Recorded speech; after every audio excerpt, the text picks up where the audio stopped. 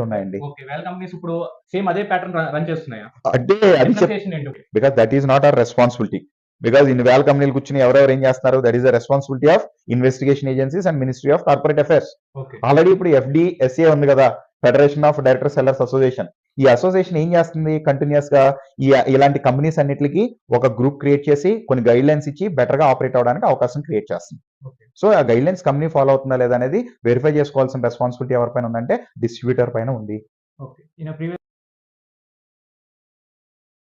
Companies ఎలాగైతే పాతవి ఎప్పటి నుంచి స్టార్ట్ అయినవి కూడా ఇంకా కంపెనీస్ రన్ అవుతానే ఉన్నాయి. చూసినప్పుడు మీది ఇప్పుడు రీసెంట్ గా వచ్చింది కంపెనీ అని. ఇప్పుడు అక్కడ చూసుకుంటే టర్న్ ఓవర్, ఇక్కడ మీ కంపెనీ చూసుకుంటే టర్న్ ఓవర్ కి ఎలా రీచ్ అవ్వగలరు మీరు? ఇక్కడ అదే పోకిరి సినిమాలో మహేష్ బాబు అన్నట్లు ఎప్పుడు వచ్చాను కదా బుల్లెట్ దిగిందా లేదా కాన్సెప్ట్.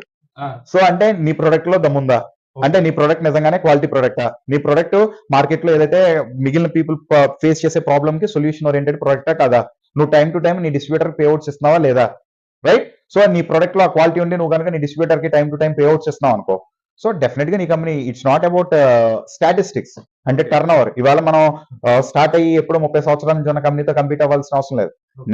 నిన్నటి మనతో ఇవాళ మనం పోటీ పడతాం, ఇవాళ మనతో రేపు మనం పోటీ పడదాం అనుకుంటాం. అది మన company policy. That is the unique your company. Yes. Okay.